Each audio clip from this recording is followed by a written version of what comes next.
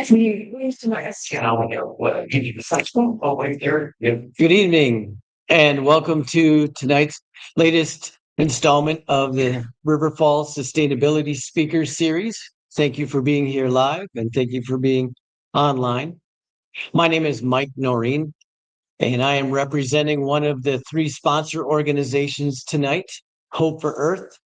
The mission of Hope for Earth is to develop and grow a hopeful and sustainable future through partnerships, collaboration, education, advocacy, and action. We're thrilled tonight to have three experts in the field of sustainable building design, and we are going to have the panel of three. They'll be presenting for 10 to 15 minutes, and then we'll have question and answer. So I encourage you to write down your questions and we'll answer those at the end. And if you are online, we encourage you to put those in the chat. So with that, we'll get started. And our first presenter tonight is Jen Vieth, the Executive Director of the Carpenter Nature Center. Jen, come on up.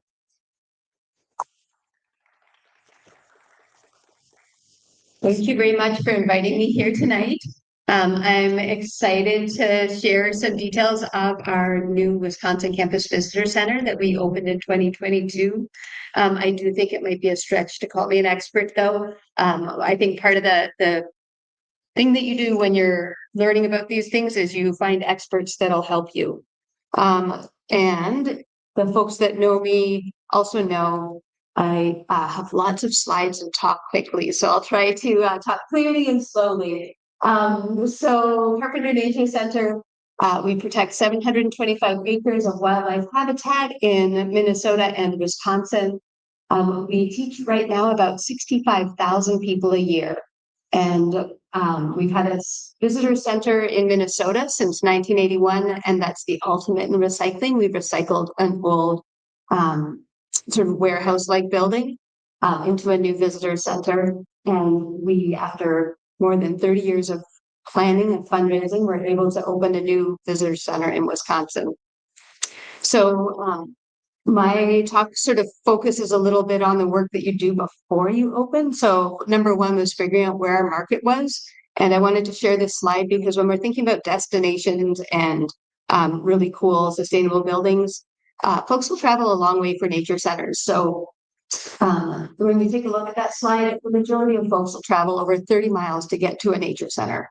So that's really telling you how broad your market is. And just, behind the numbers, the one fun fact is the folks that said they'd only travel 5 miles to a nature center, they lived in the vicinity of the nature center. And so when you build a sustainable building with good environmental features outdoors, all the environmental education that goes with it, as Heather Longman said, this place isn't just a gift to the community, but to the future of our region. Nature centers can spark a lifelong love of nature, opening our eyes to the treasures in our own backyard and helping build the next generation of outdoor enthusiasts who will continue to advocate for the environment in the future. So I think we fit this talk pretty well. So one of the first things we did before we even thought of what the building would look like was develop a land management plan.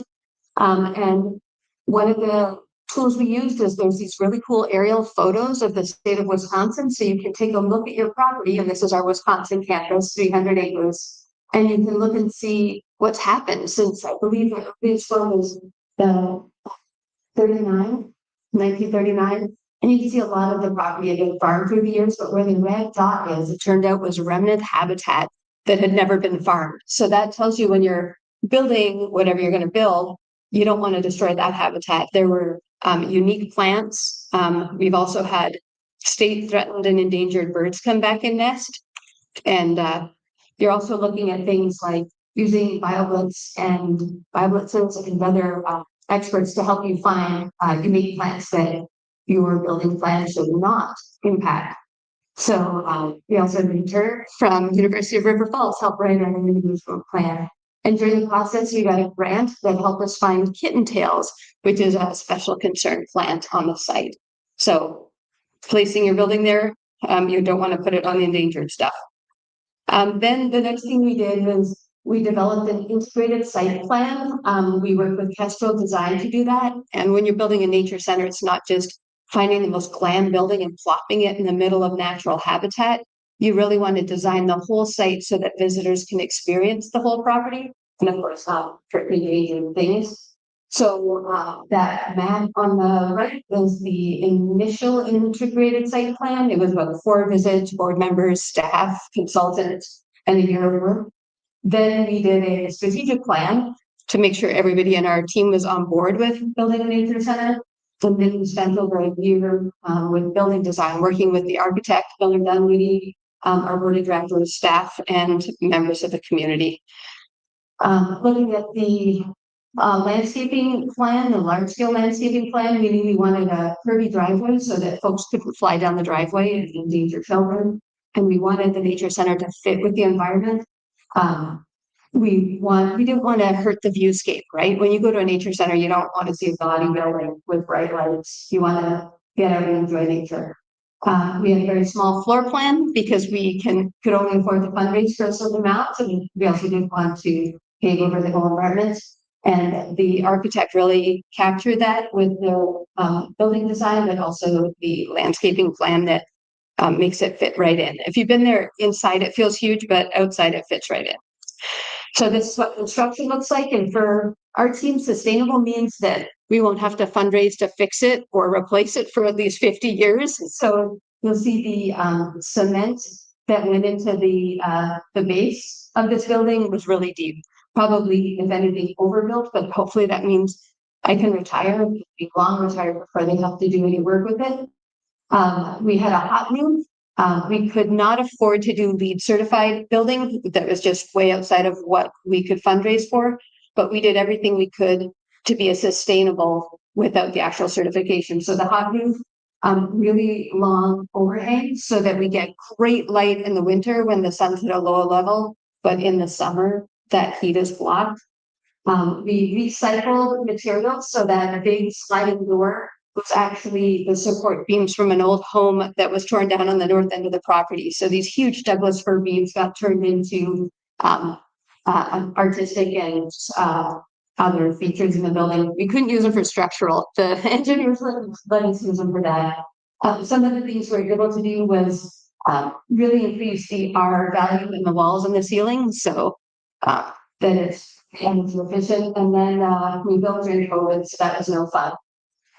Builders and architects that can't be in the same place and talk, it made it very challenging. But you'll see that window that I'm pointing to, and I'll get to that in a minute. That was a really cool feature. We did have a construction surprise. When they prepped the site, they made a big pile of topsoil, and a kingfisher moved in. And being a nature center, and also it's not the right thing to do, but being a nature center, we immediately halted. Within a week, they were planning to use that topsoil to spread this grass seed. So the finished product was delayed by about 3 months so that Mrs. Kingfisher could raise her chicks. And that's actually her. We had a friend that had a boroscope that was able to slide it down like Kingfisher's hole so we could see where it was. Very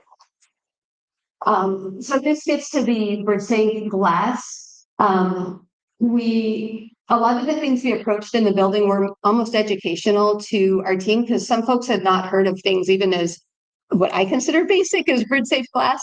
So we had to really, the architect knew about it, but the builder asked me, well, do that many birds die hitting windows that this is that important and you should spend money on this? Because these windows are going to be more expensive than a normal window. And when we got to talking, I told him about a time I came to our Minnesota campus in the morning and found a female and male scarlet tanager, like the ones in that image, dead in front of one of our double glass doors. And knowing the life history of these birds, they breed in Minnesota or even further north in Canada. They migrate all the way down to Central or South America for the winter, make the incredible journey back. They weigh like 50 grams, so they're not really heavy birds. Just to smash into a window and die, that it doesn't need to happen. And the builder had recalled a time in the Northwoods of Wisconsin where he came across a flock of tanagers in migration, which would be incredible to see. Just the colors, just the birds themselves are incredible. And that story and connecting to it emotionally, never asked a question again, was 100% on with birdsafe glass. You can do it a few different ways. Our Minnesota campus, we retrofitted the windows by putting spots on the windows from the outside. It almost looks like just that invisible 3M tape. But these windows were actually Anderson windows, and we're really excited to put them in. They were, the glass is made right here in Wisconsin at Cardinal Glass. And they have fritz, so ceramic lines on the inside of the windows. The Bell Museum has a few different birdsafe glass applications, so you can test it out. I would highly recommend against the dot pattern unless it's high up and doing double duty as sort of sun shield. If you try to look through those dots at something like a bird feeder or wildlife, you get motion and depth perception issues, and it can make you very nauseous. Don't do that. Ready to do that. But the window on the left with the couch, that's looking out through these windows, and you don't even notice the lines that we have after you get used to it. Let's see. So landscaping, light and walk. One of the things that we had to pay a lot of attention to is making sure that we don't have excess light pollution for a nature center. Not cool, especially if you're trying to see things like the north. All the lights are down facing. The architect wanted to know if we wanted to have it all wired to put Christmas lights all over the building, and as nature centers, we're for that. So the lighting is important.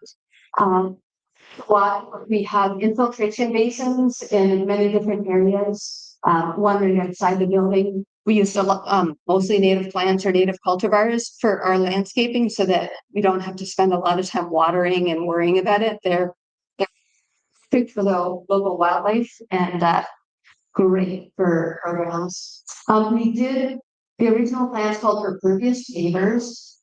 During construction, one of the board members who is a landscape designer pulled it back a notch. So they're pavers, but they're not the true pervious pavers. And her experience was that the pervious stuff just didn't last. And she thought we would be cursing ourselves down the road, and we don't have the budget to keep replacing the pavers. They're beautiful. I'm sure infiltrate to some degree, but they're not true pervious pavers. They have just some cool council rings. We have no landscape and a electric bench. So electric charging, which is really cool, funded by Excel. So lots of little things, but my focus was mostly sharing the things we did with the landscape to come up with our cool building. And I think we're going to go to the next speaker before I do questions, right? Okay, awesome.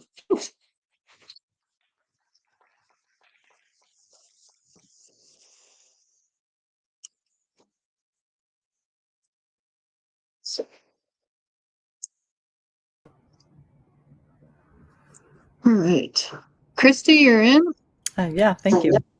Okay. All right. So in the audience, hang on. I'm going to see if I can get it so you can see Kristie and this. Nope.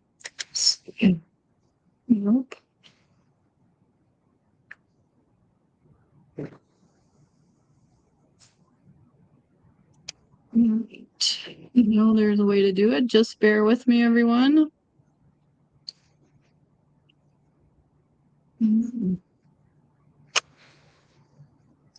Is it? Nope. All right, I think, Kristie, they're just going to have to listen to you and watch the slides. I will advance the slides if you want to just give me a visual clue. I'm going to take myself out of the stream. Okay. Well, thank you very much for inviting me, and I apologize for being remote tonight. I'm actually at a conference in Madison, so thank you for inviting Habitat to talk about the Eco Village, which was a sustainable designed project of 18 homes. So really quick background on residential sustainable design takes you back all the way to the pyramids. The Egyptians built the pyramids thinking about how to keep temperatures cool inside during the day and how to keep the heat from those blocks and a warmer temperature at night. And then if you look at the ancient Greeks, they built homes by positioning them according to where the sun was. So we look at some of the early ideas of sustainable design. way back in the early days of architecture, with a focus on renewable materials, energy efficiency, and harmonious environmental practices. We can take a quick look at how we came up with the Eco Village. So Eco Village is in River Falls. Many of you probably are familiar with this project. It was focused on the environmental benefits of a reduced carbon footprint using renewable energy, waste management, and sustainable agriculture. And one of the reasons that it's important to include an eco village or something like this is because we like to look at how does housing incorporate diverse neighborhoods with green building practices and water conservation. What we learned during the Eco Village development is it can be expensive to use some of these processes. Sometimes sustainable materials are more expensive. Renewable energy systems and other green technologies can also be expensive. Then you really have to look at your location. And so we looked at something that had enough acreage to both be perfect for the housing, but also for the environment around it. Some of the benefits, including that environmental responsibility, we're looking at how do we develop a neighborhood that fosters connection between neighborhoods and can lead to lower economic stresses. That's one of our goals at Habitat, is to keep housing affordable. And also, how can a community like this share resources with less reliance on some of our fossil fuels, for example. So in 2008, we partnered with the city of River Falls, who was really focused on sustainability, to look at how to develop this work. So we started in 2008 with a concept design that took us a few years. The goal was 18 homes. 14 of them are single family, and the other 4 are 2 twin homes. We had a 5-acre parcel of land that was undeveloped over on Maple and Apollo. And from there, we partnered with the city and a few other architects and design groups to look at how do we bring sustainable processes into these homes, which will then hopefully help homeowners have more of an affordable housing situation as well. So we included solar rooftops, edible landscape, and looked at how do we incorporate reuse of water to incorporate a much more affordable housing concept, but really designed to support the neighborhoods. So with the 18 homes, we looked at the design, really keeping a smaller footprint, possibly 2 to 4 bedrooms based on the needs of the future buyers, and then really focused on that energy efficiency piece. And everything from the insulated concrete forms in the ground to the photovoltaics and the radiant floor heat to windows, solar panels, and then the cisterns that also then would be able to recycle water to be used in some landscape. And the landscape, although it wasn't completely finished until very recently, was focused on utilizing natives and edible plantings to support both the oak savanna that's in the back of this development and then the Kinney River watershed that surrounds where we've built as well. And, you know, the thing with that focus also included some of the edible types of plants, berries, those things as well that aren't necessarily native, but the rest of the plants are natives to encourage butterfly population, the bees, and the birds. The project itself is LEED certified, and I know our earlier speaker was talking about how expensive that is, but one of the focus here is also resource independence. It's carbon negative with a net zero energy focus using solar and geothermal. So we had some partners in the project, City of River Falls, University of Wisconsin, St. Croix Institute for Sustainable Community Development, Frisbee Architecture, and Off Consulting and Associates. This photo that you're seeing right now is of our groundbreaking in 2012 with some of our earliest homeowners.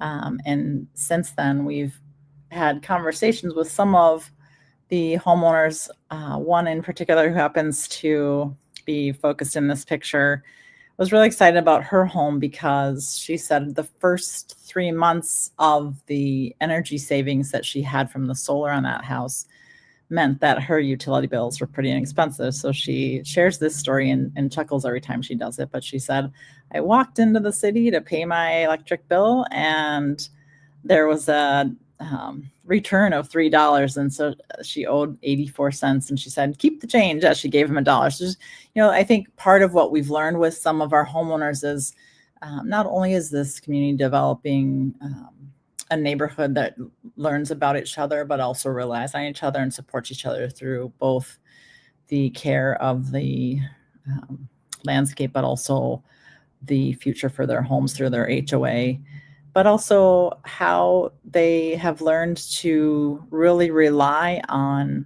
that sustainability piece to reduce their overall carbon footprint.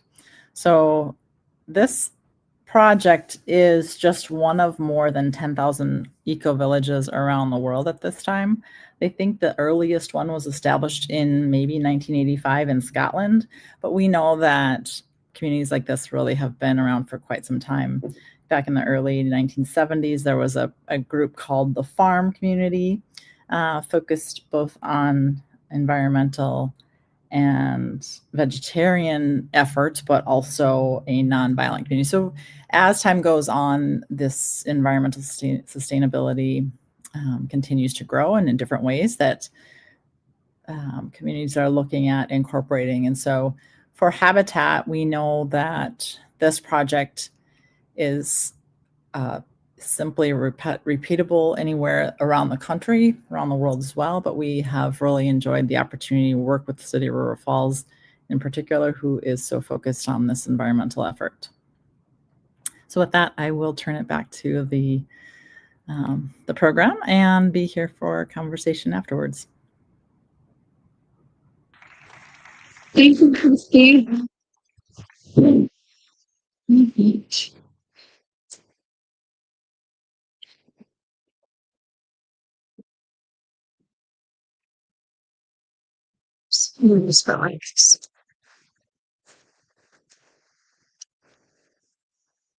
Hi, thanks so much for being here tonight. I'm Alison Page, and I'm the CEO Emeritus of Western Wisconsin Health in Baldwin. Worked there for 13 years. And what I'm going to talk about tonight is building a sustainable hospital. The why, what, and the how that you would do that. So Baldwin, in case you're not familiar, Western Wisconsin, if you take I-94 down towards Madison, exit 19 where the A&W is, Baldwin is right there. I started there in 2009. Prior to that, I worked for Fairview, one of the big systems in the Twin Cities, but always lived here. And this organization, Baldwin Area Medical Center, was struggling, really a struggling organization. It was a turnaround project. And we focused on certain things to make that happen. It was a small organization, maybe, 350 employees at the time, and a budget of about 40 million. And so this is what we built. About 9 years ago, this building opened. It's LEED certified for hospitals, which is a tough road to hoe, but we decided it was important.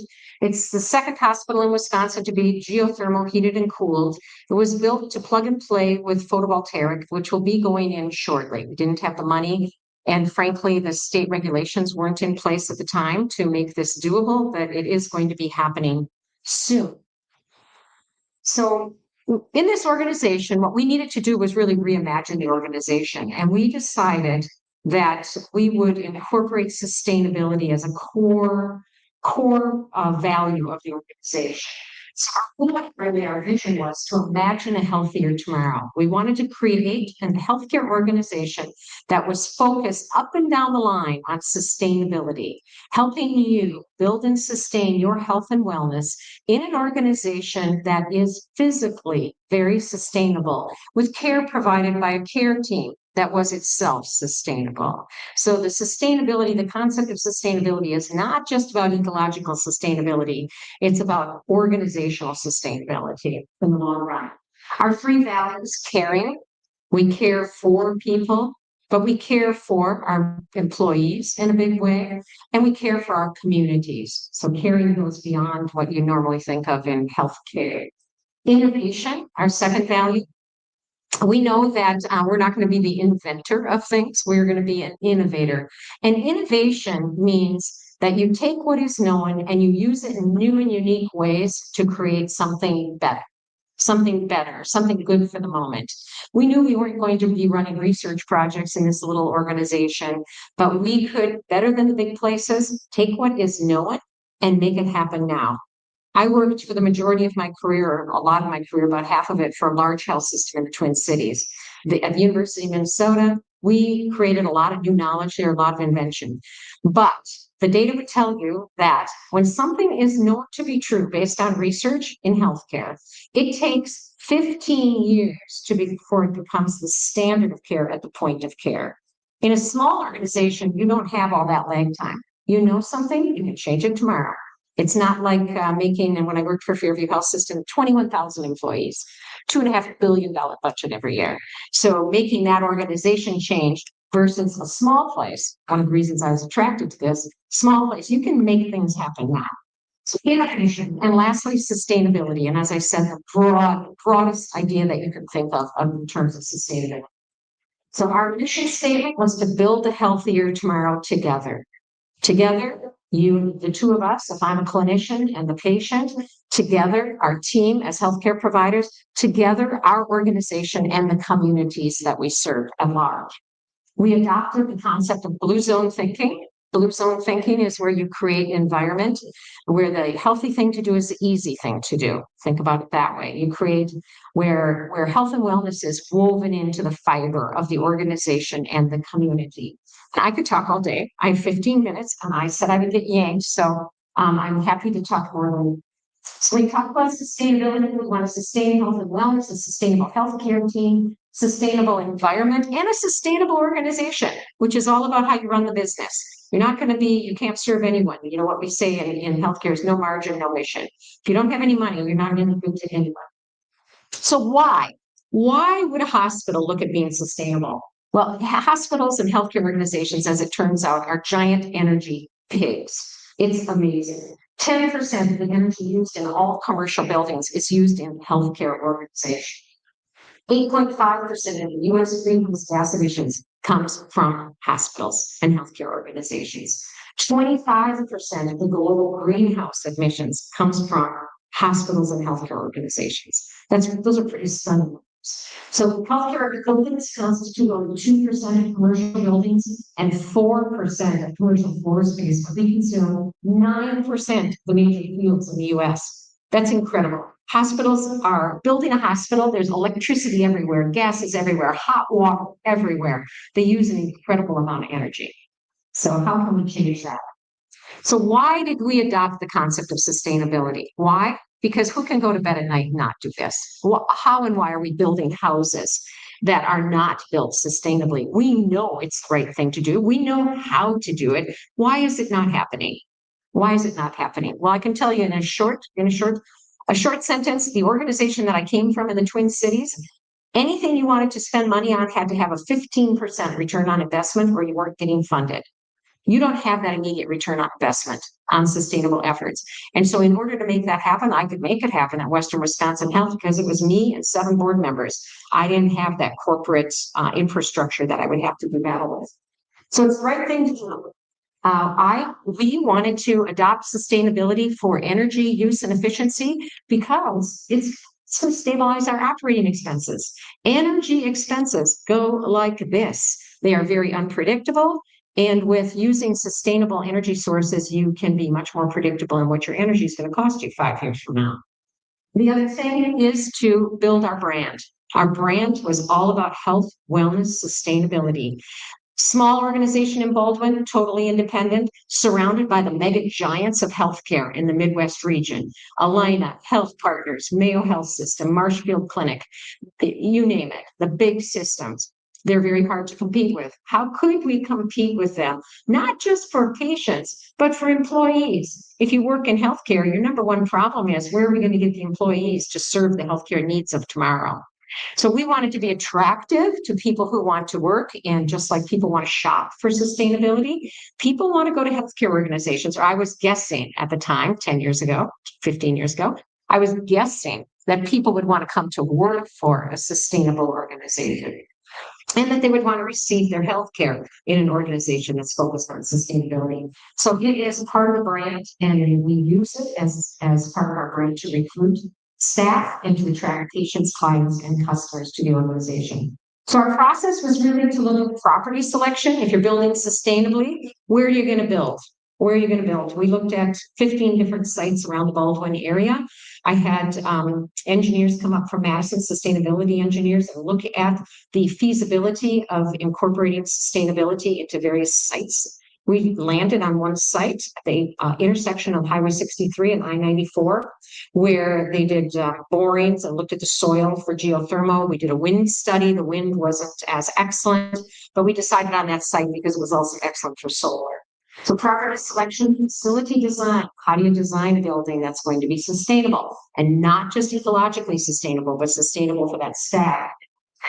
And then the construction, engineering, material selection process, and the incorporation of recycling. This is just a photo of our planning process, the total planning experience, looking at place, people, perception, the products and the services, things like where are we going to buy those bricks, where are they going to be made, how can we buy things that are made in Wisconsin, made in our region, close to home, and build our facility using those concepts. Here it is in construction. We own 110 acres of land on that site. There is a plan to build out the entire site, which is zoned mixed medical use, with other sustainable facilities, senior housing, other businesses, nursing homes, etc. That's the building going up. When we were designing the building, the things that we did, we looked at a higher R value of roof, of course. We looked at the wall system, and the wall system was built with outstanding insulation, and air vapor barrier on the exterior for a tighter, more efficient exterior wall. In the building business, it's called a tight envelope, but we built a very tight. We put in air quality windows with better R ratings, and there's lots of windows in this building. Every human being who works in the building, visits the building, has access to a view. They can see the outside, even in the operating rooms. Nobody's working in any basement offices where they don't have access. Everyone in the building has access to really good air. The air quality is excellent. In healthcare organizations in general, you have to have very high levels of air return. It's called air exchanges, to make sure that you lower the viruses and the bacteria that are in the air. But everyone has excellent access to excellent air. So lots of windows. The construction of the building, proper products were selected with low and no VOCs, lots of low and no maintenance products. Long-term sustainability of the organization, you have to build things that will endure time physically and endure time aesthetically. Anything expensive in this building is beige. It's sustainable. It doesn't need to be replaced when the color patterns change. You can work around it. And things are very durable. The floor is extremely durable. We put in 85% of construction waste was recycled during the construction process. We put in things like low flow toilets, of course. Our sustainable mechanical electric systems, 100% geothermal for heating and cooling. You do have a boiler for backup. You just never know what might happen. We learned some things for this. This was the second geothermal hospital in Wisconsin, and we learned some things about harsh winters and if we did it again. For example, we put in horizontal geothermal with water, and we would put in vertical with glycol if we did it again. So it makes the geothermal probably will be expanded at some point. 100% LED lighting. And when you're building a building, I tell you the architects and the engineers don't really want to do this at that time. This was 10, 15 years ago when we were doing this. They didn't want to do this. The engineers we interviewed to do this job wanted to have lots of lunch meetings with me to talk me out of doing this. I had to finally one day at a planning meeting say, this is off the table. We will be geothermal heated and cooled. If you don't want to do it, you don't want to work here. And because there's no, the return on it is a long time. The return on investment is a long time. They don't want to build it. It's harder to build, takes more time, it's more hassle, but it's the right thing to do. The LED lighting as well. It's a lot cheaper to put in the old-fashioned lights. lots cheaper. Building that building, it was an additional $85,000 to move to all LED lighting throughout the entire building. That's a lot of money, working on a tight budget. And every budget meeting, it would be, well, we could cut out that LED lighting, Allison, and then we can afford to deck out these treatment rooms. So, it was always the argument you had to really have architects and engineers who were on the team going to make this happen. We put in a very, very, I should say, sophisticated automation system. I just crossed paths with the gentleman who runs the building, the maintenance, head of maintenance runs the building. And he said, Allison, it would just blow you away, the energy efficiency of this building. And he said, it's unbelievable. And I'm going to show you some of those. So stable operations, the mantra is reduce, reuse, recycle. Start at the top. It's amazing, the garbage and the plastic and the crap that comes into healthcare organizations. It's absolutely amazing. So don't buy it to begin with low packaging, buy lots, environmentally friendly crops, buy locally, farm for, move to paperless operations, use reusable instrumentation solutions and supplies, use real stuff instead of buying disposable. Recycle everything, food scraps, paper, plastics. I'll just give you one example because I only have 15 minutes. One example is we created something and all the ideas in this building came from the staff. We had an empty room in the basement of the old building where we sat around, we threw ideas and sticky notes and we put them up there. We said, imagine a healthier tomorrow. Imagine a healthcare organization that you want to come to work at every day. And one of the things was we want really good food, really cheap. And so if you go to Western Wisconsin Health and you go to the eatery, they have a really good food, really cheap. There's no deep fryer there. It's all healthy food. You cannot buy bad food there. There is no soda in the facility for sale or for service. If you take out food, it's in a compostable corn-based container, or we have recyclable containers that you can pay $10 and have your own container and you bring it in and they fill it up for you. There's coffee's free in the building because it's healthy and it's good for you. All the beverages are in glass and metal cans. They're really trying to get rid of plastic. We own all the vending machines, so we only supply them with good food. I could go on, but it's highly sustainable. And then we have farms that come and get the food scraps. So we recycle everything. There's also an organic garden out back. Community members can come and get a garden plot and grow down food. There's lots of stuff going on. The other things like in the operating rooms, I'll use one example, delivering a baby. You deliver a baby, if you buy a pack from a company that comes and you open it up, a sterile pack, it comes with all kinds of stuff that doesn't actually get used and it all gets thrown away. Our doctors said, we don't need all this stuff. So we bought excellent instrumentation of the things they actually do use and need. We sterilize it, wrap it the old-fashioned way, and it's reused and nothing goes in the garbage. So anything you can do like that. There's also companies that take some of the equipment, and even though it is plastic, they recycle it. So we partner. When I say we, I mean Western Wisconsin Health. I haven't worked there for 3 years, but so how do we do it? What were the inputs? And so this is Chronic Benefits Association is an engineering company that surveys healthcare organizations, mostly in the Midwest, but all over the country. And we are Western Wisconsin Health is a participant in this survey. It's been going on for a long time. So 22, 21 electric energy. You don't have to see the details. It's the dark purple and light purple represent 2 different years. And you can see Western Wisconsin Health way down there towards the right. It has gotten even better since then. And we don't have the photovoltaic in yet. It's just the geothermal. So the solar's not even in yet.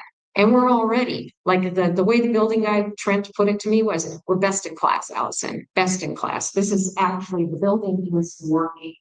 The line across the top is your estimated annual energy consumption BTUs per square foot for that we could target the need for an organization of building our size, about 110,000 square feet. And you can see in 2025, the 81,446 BTUs per square foot is look at these numbers. They're less than half of anticipated. It's pretty phenomenal. So what's happening in the future? We're looking at, the organization is looking at additional well fields for geothermal, additional solar array, and building out the campus with sustainability in mind. Mixed medical use with senior housing. Here is a little diagram. Does this have a pointer on it? It does not. But you can see over the upper left-hand corner, lower Right-hand corner is the Panelists Center as it sits today. Off to the right are just architectural renditions of what housing on the site might look like. To the right, going up the side there, you have more business, mixed medical use businesses, apartment buildings for the seniors. Right behind the medical center, you have a nursing home. So these are all things that could happen in the future. It's all planned to be built sustainably. In the upper left-hand corner is what's intended to be senior housing. That would be built potentially with a central power area. In the middle, you have that green swath. The green circle and then the dark green. The green circle is a natural physical bowl of geography there. And what they have in mind, or what we have in mind there is like an amphitheater like exists behind the college, something like that, an outdoor venue for events. The dark green are community gardens.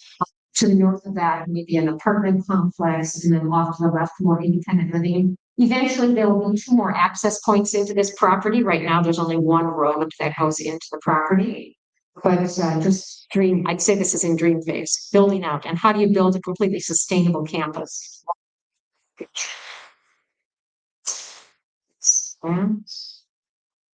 Just some renovations. It's all built in prairie style, kind of Frank Lloyd Wright look and feel to the facility. Okay.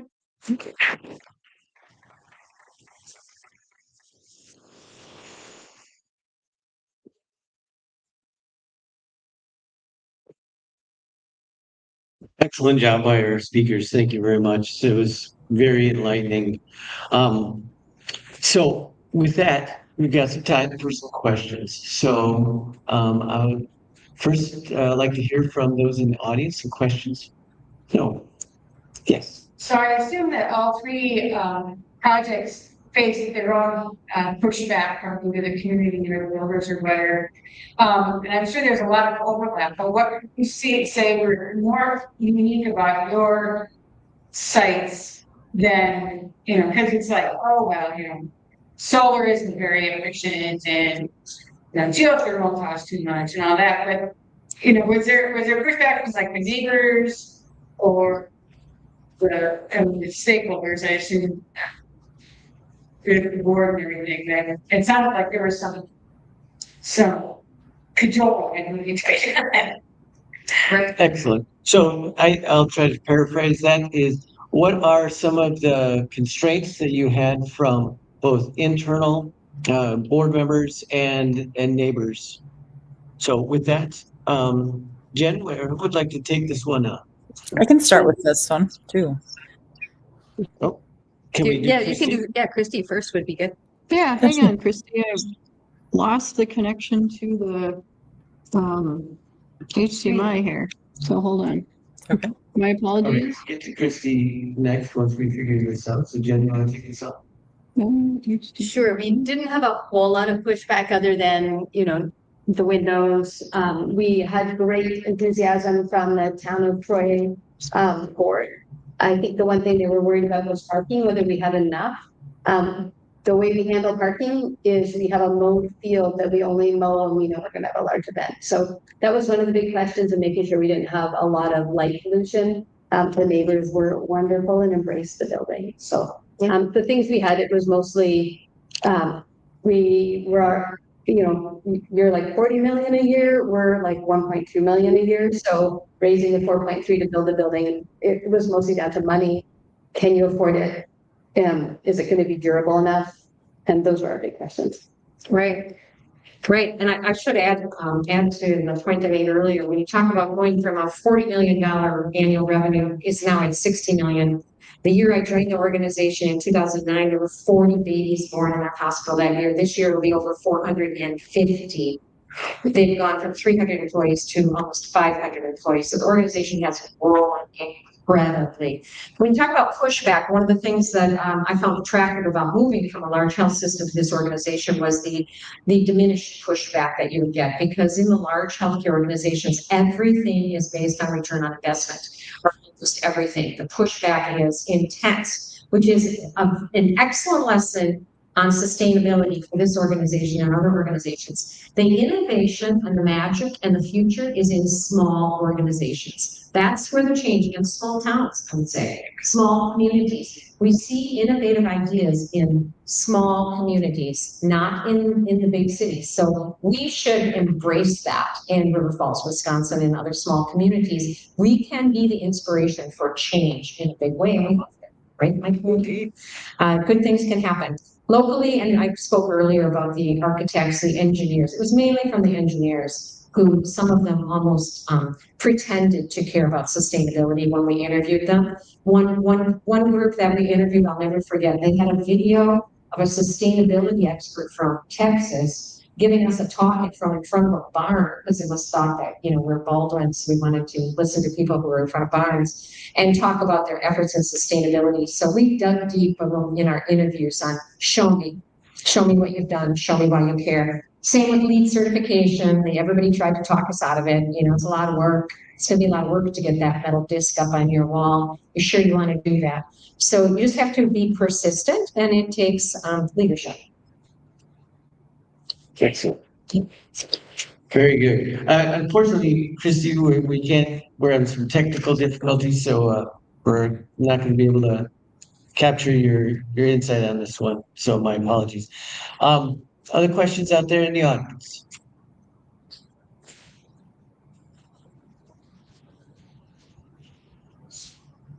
Just senior housing, or plans using the summer are being done, to protect the legal pay, but you what of them have I give up area, or that is all being done around and that it's already destroyed somewhere, or is it that you got Okay, excellent. So the question regarding expansion and developing in new areas, in particular the Western Wisconsin Health, how is it that we are able to mitigate that loss of habitat with new development?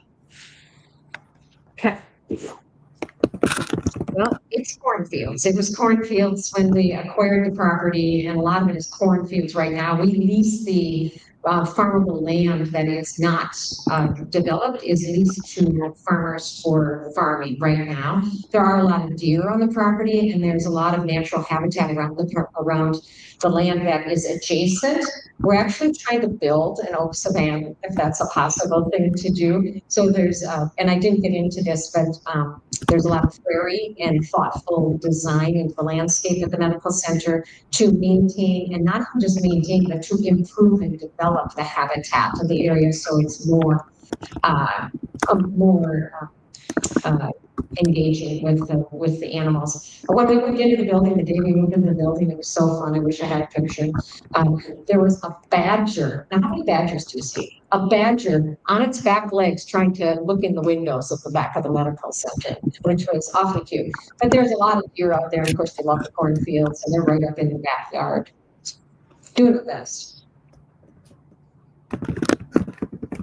And I would like to, I'll speak for Kristie a little bit, and Habitat for Humanity. As my time at the city of River Falls, that was an area, that vacant 5 acres that was not being built on. It's a challenging place to build. And with their design, their sustainable edible landscaping was innovative and brought in a lot of good concepts to be able to maintain the sustainability of not only the native habitat, but also the people that are living there. And I do want to add a little bit of Habitat for Humanity. They benefited from building such innovative, ahead of their time buildings, but the city has benefited greatly from it as well. There being a shining star of what sustainability can mean with residential construction. So the city has used that as marketing of what we are and what we can do in River Falls. Any other questions out there? Cass? Is Kristie able to respond or not? I don't think so, but give it a shot. Could tell why. So since your building has been completed, has there been any innovations that you've seen in the last years? I know the Nature Center is very recent, but hospitals as recent. Any innovations that if you were to do it again, you'd really like to see those implemented? Um, yeah, basically that. It's a great question. So, generally geared toward the eco village of what they may have seen, the changes from perhaps the first design to the development of the last one. What I could say in my experience with them was the changes in price from the hot water solar to electric PV went down. The solar hot water didn't necessarily go down, so that changed from having less or not installing the solar hot water at the end of the last buildings and adding more solar to be able to heat that water through electricity. But anyone else be able to want to take that on, the changes that the trends you're seeing in sustainability? And I don't know if it's so much a trend in sustainability, but there's always things you learn when you build something. So number one would be sound inside the building. We didn't have any sound abatement in the building, so sound echoed terribly. So we had to retrofit that. We added solar or EV stations for the vehicles. I'm trying to think, there were a few other things. The rain change for the water. Now that we're getting larger and larger storms, we have these gorgeous rain chains, but the grates at the bottom were not sized appropriately for the amount of water coming down. So we get a lot of splash over and it's eroding some of the material between the pavers. It also makes a giant ice slick. It's beautiful, but those would be some of the things. I think when you're building a building, and I should say thanks for doing this, and it's so fun to learn about the other organizations, and I've admired so much. We wanted to do, for example, the permeable, do the whole parking lot permeable. That's very expensive, and as we heard, doesn't necessarily hold up that well. So we did things like sloping in a certain direction to drain and make sure that we had the filtering. And so the water was managed very, very well on site. But when we look at the building, we did not a single wall has been moved in 9 years. The design has withstood it. People are enjoying. If we did it over again, I think the biggest learning was really on the geothermal and using glycol over water and doing the vertical versus the horizontal would probably be the biggest learning. But 10, 11 years ago, it was being planned that thinking just wasn't as evolved. So you learn a lot. The good news on, sometimes you want things here, you don't get them until later. The solar panels have done nothing but improve. Things have gotten better and better and better and more efficient. So when this does go in, the building is constructed completely for plug and play. Others have to put the field in and plug it in and the system is all ready to go. We designed, even though we didn't have electric vehicles at the time, I have an electric vehicle, I got it in 2021. But the building is built, all the electricity is run out to the parking lots to put those things in. So we tried to be planful for the future, but who knows what's next. I think a lot of the harder stuff is, okay, nobody in this building is going to have a copy machine in their office. Don't copy anything. We're taking away your copy machine, taking them out, centralizing, taking paper use from here to here, recycling everything. But the best way to recycle, of course, is don't buy it in the first place. Just don't buy it. And that's hard work to get people not to buy the stuff they want. Mm-hmm. Thank you. Excellent. This was mostly geared towards Kristie, but it's also a good question for Alison. Have you seen a strong culture or community focused around sustainability created in your project? And I know you talked about how you expected a lot of people want to flock towards your hospital based on its sustainable values. Mm-hmm. Have you seen that happen with either your employees and patients, and by how much would you guess? And then how would you describe the culture and community, how that was created? Yeah, absolutely. All right, I'll try to winnow that down. Has your design of your buildings has that had an impact on the culture of your community and the people that you employ? Yeah, absolutely. Yes is the answer to that. And viewing sustainability as this big overarching umbrella. So we're about health and wellness, and sustainability is really a cog in the wheel with health and wellness. So for example, we want health and wellness to ooze out of that building. And not just the ecology or just the physical aspects of the building, but everybody who works there, the people who work in the eatery, the food that's served in the eatery, the attitude of things, the things that people are wearing, the materials that we buy, how we build things. And so when we interview people to work at Western Wisconsin Health, we don't ask them, do you smoke? Are you obese? How much do you weigh? This is about health and wellness. We say, tell us about your journey on health and wellness, and why are you dedicated to health and wellness and sustainability? Why will you be a great ambassador in our organization to the people we serve? Tell us that story. And that's what we will base our hiring on. And so how do you build that? It's interesting that you bring this question up, because there is a major initiative afoot in the region in Western Wisconsin to build health and wellness into the fiber of communities in our region. The group that's working on that just took a tour and met with the team at Western Wisconsin Health about participating in that as a model of what can and should happen in rural areas. My goal when I started working there was to create a model of what rural healthcare ought to look like. And that hopefully has been what's achieved, but it's also a model of sustainability. Building a role model for the community of here's how you ought to want to live, if that makes sense. Because people don't live very sustainably, a lot of people. And so how can we model it here? You do it at work, maybe you do more of it at home. My question for Kristie is, and for all of us, I guess, is why is everybody doing this? I love the Habitat for Humanity Village. Yeah, I toured it right when it opened. It's an awesome model. Why aren't there 50 of those? And you probably have the answer to that. But why is it? Is it return on investment? I've asked our city administrator, why don't all those apartments out on him have solar all over the roof? Well, the builders don't want to do that. So we have a big challenge ahead. Excellent. I think we have time for another question. Go ahead. This is probably from the Eco Village that I know further half question. So smart, advanced building with putting more on center rather than 16 on center, that type of thing. For the Eco Village, is that part of that design, and is that concept being promoted to save lumber in the region? Also, the second question is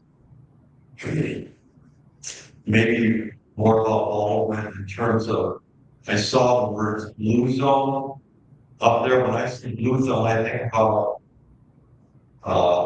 people eating well, living longer, based partly on their diet. And so is that concept bleeding into the community beyond the hospital, into Baldwin, into the restaurants? Thank you. Okay, good question. I think I'm going to go to the second part of that question since Kristie is unavailable. Blue zones. I guess, Alison, if you would, give us a quick rundown of what a blue zone is, and has that spread beyond what Western Wisconsin Health to the surrounding communities and your employees? Absolutely. So people who are in the audience who aren't familiar with what a blue zone is, so there's a guy named Dan Buechner who worked for National Geographic. National Geographic did a research project worldwide, and they looked at where in the world do people live the longest and have the healthiest, happiest lives. What's going on in those places? It's called blue zones because they had a huge map. They did the research and they circled the places where this happened with a blue mark. They called them blue zones. And then they went deep into those communities, those countries. Japan is an example of one of them. And why and how? What are people doing there that they're living so long and living healthy so long and happy lives? What are the elements of that lifestyle? And you are correct. A lot of it has to do with diet, but it's not just diet. It's connectivity with other humans. It's having purpose in your life. But a lot of it is about eating. And so what we did at Western Wisconsin Health, I called Blues on a Dime because we didn't have the money to bring in the consultants to do this. The effort that is just being initiated in Western Wisconsin Health now, we'll have a lot more of that presence. It'll be you will be hearing those words. And so what it is making the easy thing to do, the healthy thing to do, the easy thing to do. If I go to the cafeteria, there's only healthy food. It's easier for me to take the steps because the elevator's way down there and it's kind of a pain in the neck. It's available for people who need it, but it's not the handiest. So how do you get a whole community to do that? What the medical center has done, and frankly, we would have been doing more had the pandemic not swooped in and interrupted our work. But how do you work with our employees and educate them and then they take it home? So for example, all the food that's in the cafeteria, that's great. Whatever's left goes on sale at the end of the day for employees to take takeout to their home. So healthy food, there's constant in the community, educational sessions around living a healthier life. February is Heart Month. Come to this education session and learn these diets. How do I make my kitchen, Blue Zone kitchen, where I can redo my kitchen to create it around creating healthy food? So the medical center offers classes like that.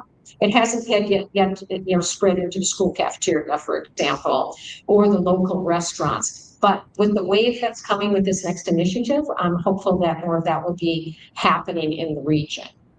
Does that kind of answer your question? Okay. Great.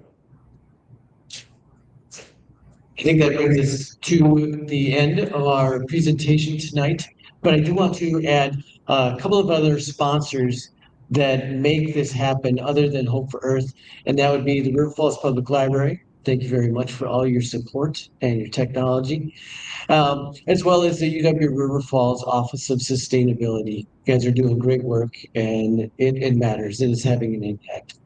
So with that, thank you very much for our three speakers and spending the time showing us.